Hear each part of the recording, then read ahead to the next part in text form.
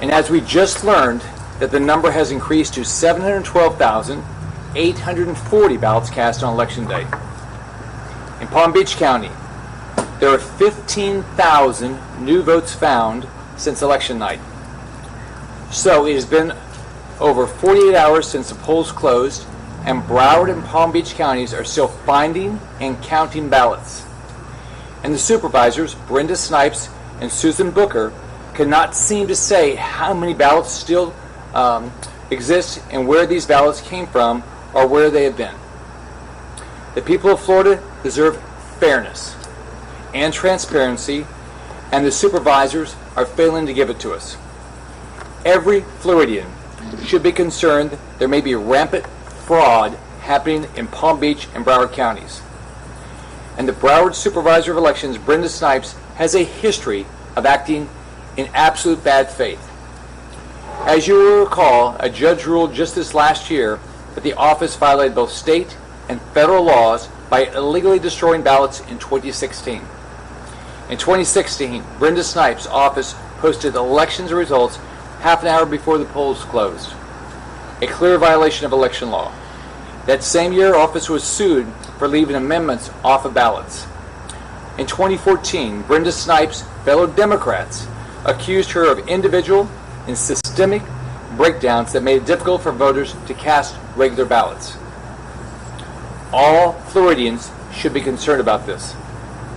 Palm Beach County is also refusing to provide information to the public, and they are illegally refusing to allow official party representatives into the ballot counting area and forcing people to stand behind a glass wall with limited visibility and no ability to hear what is going on. This is a clear violation of Florida law, and we have just filed a lawsuit. Both Broward and Palm Beach counties have failed in their duty to follow Florida law, which requires that vote by mail and absentee ballots are counted within 30 minutes of polls closing. Further, Palm Beach County has failed to update the Department of State since 10:19 a.m. yesterday. This is in complete violation of Florida law, which requires updated reports every 45 minutes until results are completely reported.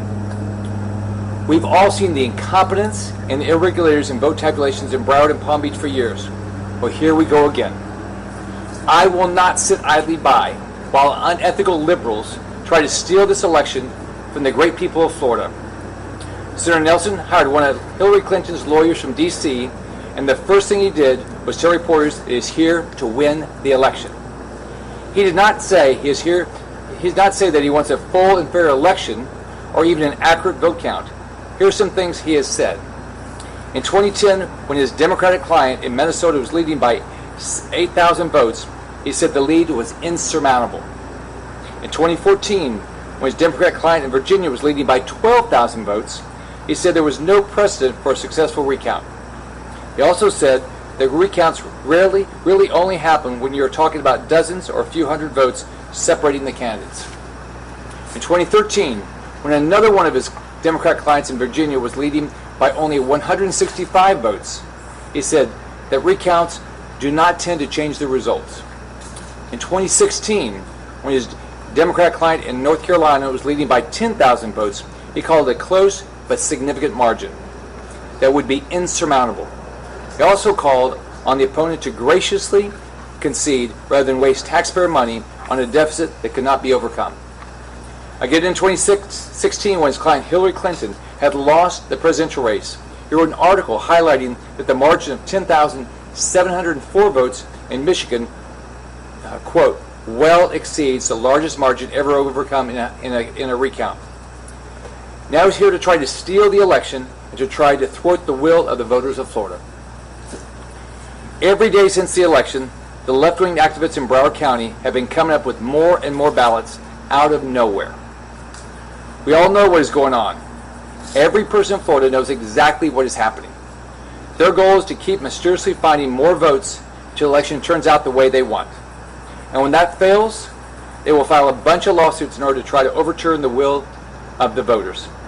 There are 67 counties in Florida. Only these two counties are involved in these shenanigans.